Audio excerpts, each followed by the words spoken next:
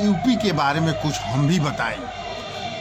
UP में का बा सोचा तनी तनी हमू बताई आ सबके बिहारी अंदाज में समझाई। चुनाव के समय बा, सभी के आपन लय बा। यूपी के कोनो कोना जाई, अधर्म छोड़कर धर्म में समाई। काशी में बाबा विश्वनाथ पाई तो मथुरा बरसाने में श्री कृष्ण राधा संग नचाई। यूपी में का बा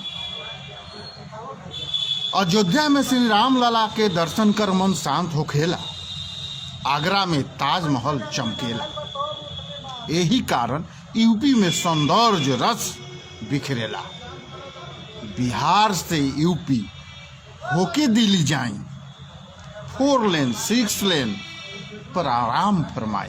यूपी में का बा यूपी में प्रयागराज बा, जहाँ डुबकी लगाई तो सभी पाप अधर्म मिट जाई। तब रउआ बुझाई यूपी में का बा। यूपी में मेडिकल कॉलेज बा, पीजीआई अस्पताल लखनऊ बा, अलीगढ़ यूनिवर्सिटी बा, मुरादाबाद के कसीरा बा। आ यूपी में भाजपा बा, यूपी में बबुआ बा, बुआ बा, पपुआ बा, झाड़ू बा। आ तबो पूछतानी यूपी में का बा।